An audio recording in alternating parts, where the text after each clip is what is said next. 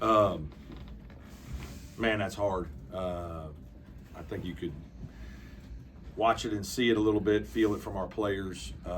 Senior days can be challenging. Different guys handle it better than others. I thought Dylan and RJ both were more emotional than I would have thought. It's crazy. We had 2 good days of practice.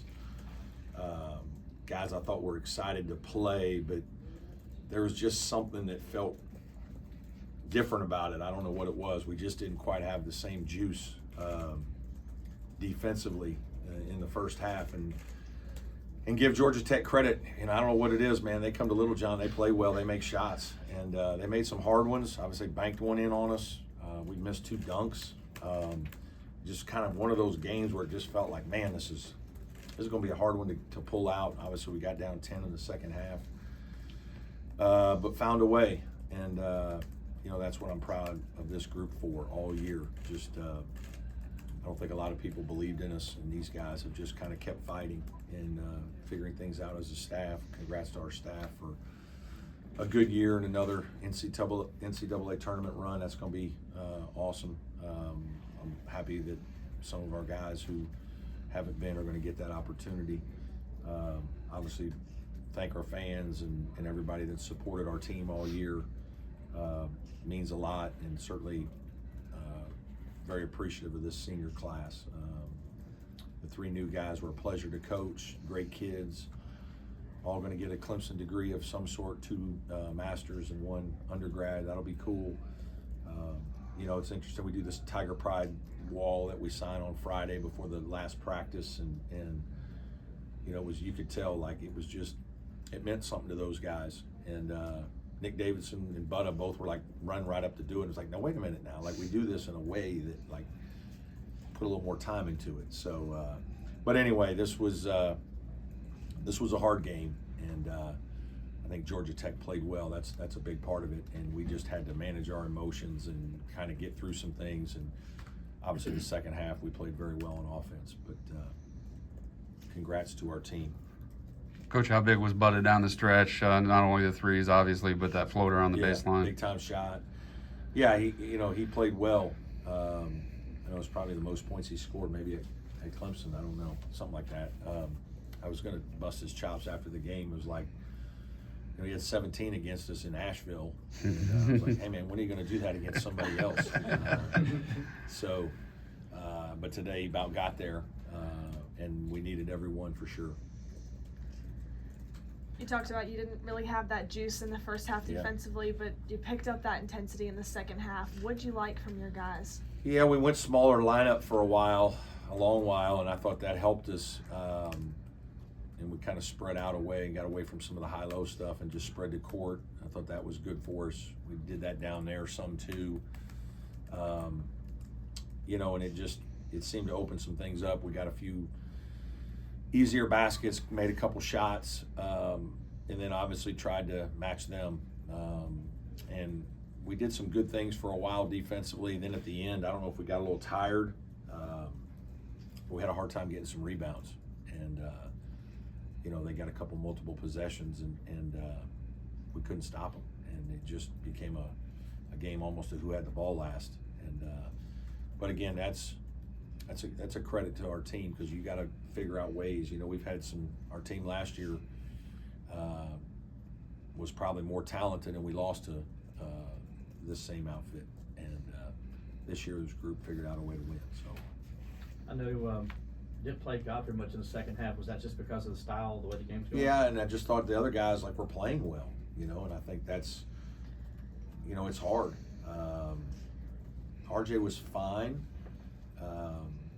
but Carter had some things going well. We played Jake at the 4 a bunch and played 3 guards.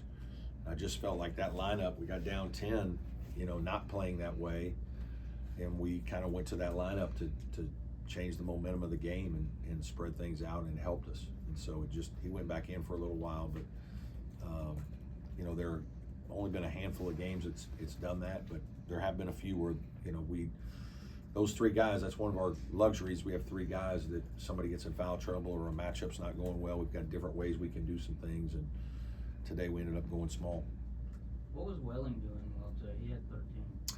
I think obviously made 1 3, but he got some things around the basket and a great drive, couple great drives. Probably should have finished the one.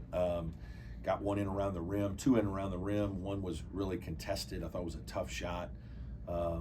Just I think his size, one thing that'll be interesting for him, hopefully next year he comes back, is, he'll be the starting center and probably have more space at times than maybe with, playing alongside RJ. It's just a different yin and yang of some things, and I think playing smaller, he gets more space to have room to do some different things. With him popping out and also Nick today, how big is that going to be for you guys now going into the postseason? That you've shown that your wings can go out there and shoot it. Yeah, just we need consistency from our bigs. We need consistency from everybody, and I think those guys. Nick obviously had a tough shooting day in Chapel Hill, but came back today and was huge. And those are big shots he made early. Thought he played with good poise. It's crazy. He and Butta were I thought the best of the 5 in terms of like looking at them and feeling like, hey, these guys are okay for the game. Like you always are kind of looking at your guys. And Coach Bender and I talked about, we knew that RJ would be really emotional. Dylan would probably be pretty emotional. Just these weren't going to be easy games. Just to manage, if you don't get off to a good start in the game, it kind of builds on you. Like you want to play well on your senior day. You want to make a play. I thought Dylan tried too hard on a couple shots. He got a shot blocked on the perimeter. That was late shot clock, but he had 5 assists, no turnovers, so he did a lot of good things floor-wise, managing the game. But he kept, I thought he tried to score twice when he shouldn't have, and I think that's a product of probably just pressing out on senior day. And those things happen with players. It's hard. These are. This is a very meaningful place, especially to those two, and they're going to have some great memories for a long time, and leading their team to another NCAA tournament is a big one. How can a young guy like Ace see a team? How can he help the older guys in a situation like that? Yeah, Ace is kind of learning on the run a lot of different things. He's obviously an aggressive player. He's his big thing is we're still teaching fast versus slow, when to put the pedal down and attack, but when also to like kind of drag it out and let the game play in front of you and just make the simple one more, or defensively, sustaining, I think sometimes. But he gives our team confidence because he's a guy that goes and makes things happen. And I think it's really good. It's been great bringing him off the bench because it's like, here comes an aggressive off the bench guy. Some guys, that's a struggle. It's like, you come off the bench and they need to like get a couple of minutes in before they're really ready to attack. He ain't that way. Like he's ready to attack from the jump, and you need that, right? It's you don't need everybody to be like that, but having a guy who's not afraid to go attack right off the start. Sometimes you have shooters that, they don't want to shoot the first shot off a first touch, and it's like, yeah. Sometimes that's all you can do, man. You got to knock it down. Like you got to be aggressive. But it's just a learning curve. I think he's had a terrific year. Proud of him for a young guy to grow as much as he's grown. I think he really has in a lot of different ways. And obviously today, I thought he played very well. Coach, earlier this year, you talked a lot about trying to get everyone to connect, and with so many new pieces, connecting everybody. Just had the 5 seniors in here, and you could see how they've connected with each other. What do you accredit that to? First of all, their character. I just think we have high character people. It's a part of how we try to recruit. When you find good folks that, been raised the right way and believe in the right things, and then you reinforce that, right? I think it's reinforced here. And there's discipline within the program to make sure that the little things matter, and guys are held accountable, and everybody's treated the same, and we're very honest with how we approach recruiting, and so guys know what it's going to be like, and then you just get these guys and you put them together. They can thrive, like they really can. They make each other better. They hold each other accountable. They enjoy the experience because they're good guys. We try to make it fun too, and this is a group that's been fun that way. They've been a lot of fun, and seasons are long. They're hard. There's going to be ups and downs. And there's stress and pressure, and obviously we played with some pressure and stress today. You could feel it without, just as well as just the anxiety of senior day. And so to get through those kinds of things, it makes it meaningful. You know, we really talk a lot about having, you know, 40-year relationships with the, you know, with each other and with the staff and with the university, and that's why we signed a Tiger Pride wall. It's why we have it, right? And Ben did an unbelievable job of getting some of the former players, the older guys, to do videos. I mean, it's, you know, a guy like Jack Clark, who we had for 1 year and is out in Golden State, and we go play in California, and he comes and sees us. Like, he comes out of his way to go find us on an off day. Like, Joe Girard, like, couldn't be more happy to like put on his Clemson stuff and do a Clemson video. I mean, like Jaden Zachary comes back from Finland, and one of the first places he comes is Clemson to like hang out for 2 days. I mean, it's just, that's different. And that's something I'm as proud of as any here at Clemson, is the culture we've created for basketball. And it's why way back 16 years ago when I signed my first autograph and put Tiger Pride on there, is I want to instill pride in the basketball program, in who we are and how we carry ourselves. I want the former players here to feel like they're a part of it. And, you know, you have to do that by having meaningful relationships and experiences with your players. With that said, and I know you're not a me guy, but I think you're just the second coach now in program history to have 3 straight NCAA tournament teams. What's that mean to you? Yeah, I'm proud of the consistency. Fantastic coaching staff. Coach Bender, Coach Donlin, Coach Dixon, Coach Reynolds, Andy, Lucas, T-Mac, AJ, you know, just those guys are terrific.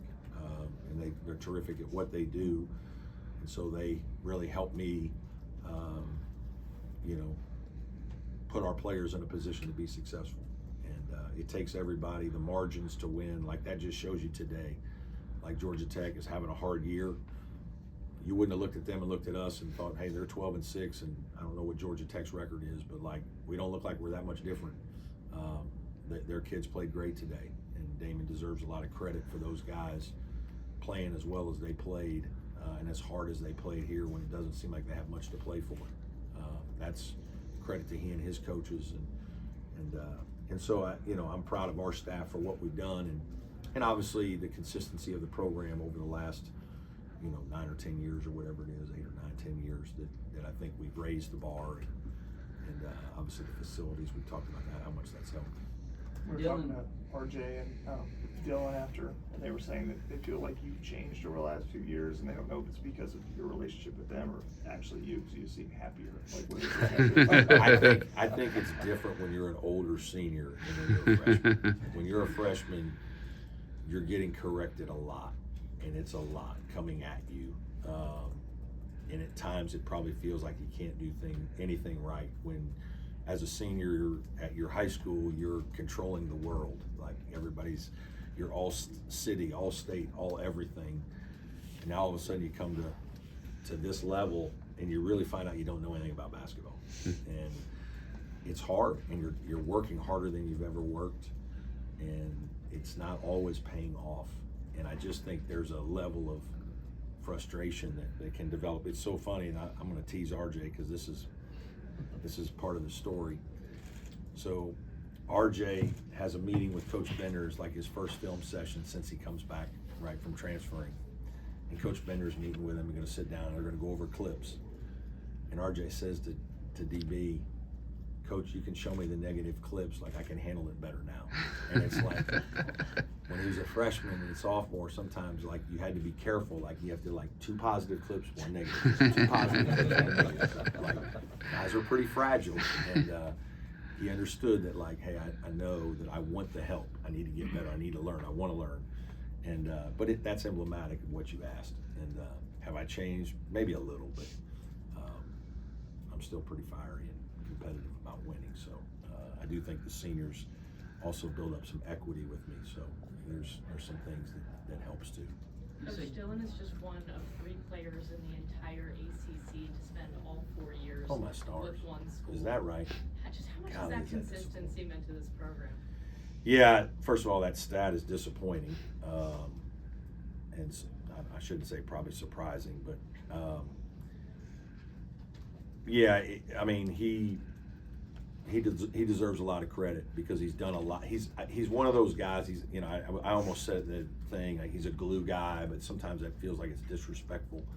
Doesn't mean you think he's a good player. No, like he's a good player that kind of does what your team needs to do. Like when he was younger, he really defended, took care of the ball. You know, it's funny. I can't remember, somebody got hurt. He ended up starting 2 games, I think, like as a freshman or sophomore. We won both games, like against pretty good ACC teams, and like he got to start and, you know, game manager, whatever. But like we won, and it's like that's pretty good for a young guy who doesn't really get to start all of a sudden. Because when you're the point guard, man, the ball's in your hands all the time, and like you're kind of known as like, does your team win or not win? Like, are you a winning quarterback or a losing quarterback?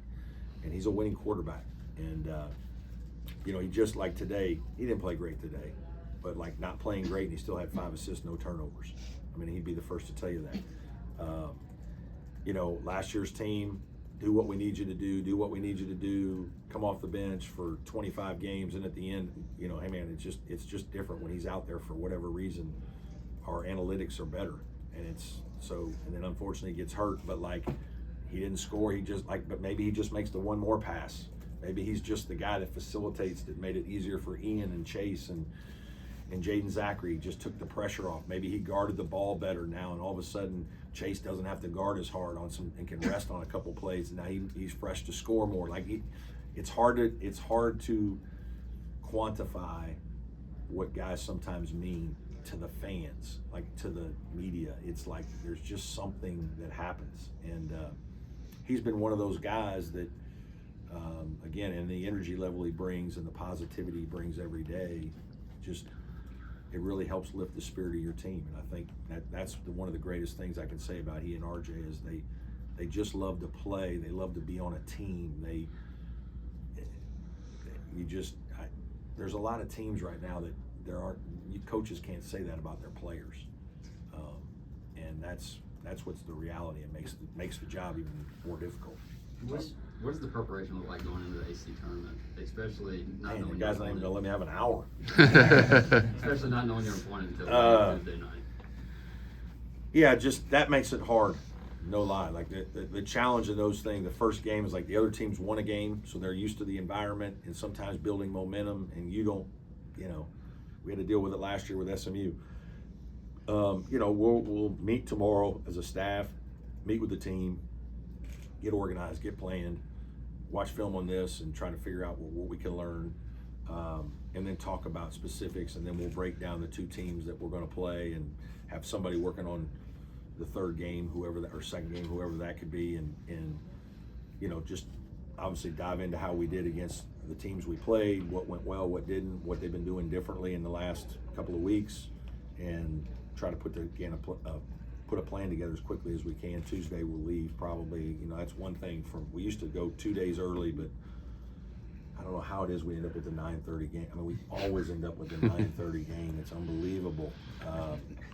So having all day that day, we're not going to go Monday for a Wednesday game. We're going to go like a regular day, Tuesday. Got a bunch of guys playing in their first ACC tournament. You feel like there's a lot of excitement among those guys? Yeah, there'll be a ton of excitement. Guys will be hyped up, ready to go, and you know, again, it goes back to you got to manage your emotions, though. You know, it's funny. I talked about that before with the team. Just guys, you know, you got to be able to think in the game today. Like you can't just be out there and your mind race and you know, we just at times I felt like we didn't have it for a while.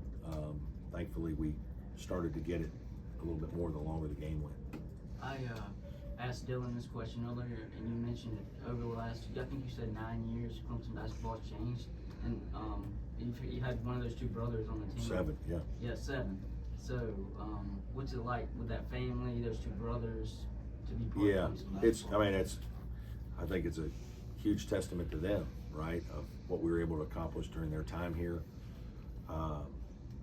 It was fun to coach them both together and watch that relationship. You know, they were different in age enough. You know, by the time Chase got here, he was kind of past all the hardships and trouble, and he was now excelling and kind of benefiting from the fruits of all his labor. And, you know, serious girlfriend and like really was not like, I mean, he was older, so then Dylan's still the young guy, like enjoying college and team and back of the bus loud, and Chase is quiet and unassuming.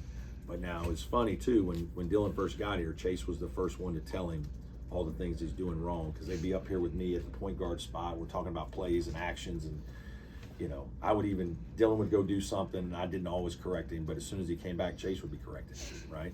Now the interesting thing, and this is what hurt our team last year at the end, is Dylan, by the time he got to last year, Chase's last year, Dylan was like, I know what's going on around here, and I know my brother, and so when my brother's not, you know, there'd be some games where Chase would have like 2 points in the first half, and Dylan would be ripping him, like, hey man, what are you doing? You know, and then he'd get 20 in the second half. And like, there was a way that Dylan could talk to his brother that probably the other guys on the team didn't, that brought out the best in Chase. And so like that relationship was so fun to watch and grow. And they're obviously both great young men, and you know, I was fortunate to have the opportunity to coach them both. It's a small thing, but when you sent them to the press conference, they said it just pointed, said seniors go. Have you ever sent all 5? I don't know. I don't know why we didn't. But yeah, we probably should do that every year on the last day, and let them all take a jab at me or whoever they're going to take their jab at. We still have a couple games. I hope that wasn't a big jab. That affect their playing time. Everybody good? Oh, your defensive strategy on the last possession, you consider fouling at all? Were they Yeah, just we late did. enough to where- We considered fouling twice. We just didn't. And we kind of go by the gut, and that's probably not the right answer all the time. It is sometimes, it isn't sometimes. You know, it's not like we were rebounding great, so we were fearful of that. You know, we weren't sure if they would attack for a quick 2 like they did. And you know, in hindsight, we still had to make free throws and like, you know, deal with what could have been a potentially game-winning shot. Like it was just enough time that the first time you're like, I've been in this, and we have fouled and lost. We fouled and lost, and then obviously I've done it and won. But so anyway, we considered it, but we didn't. Any more questions for Coach? That's all.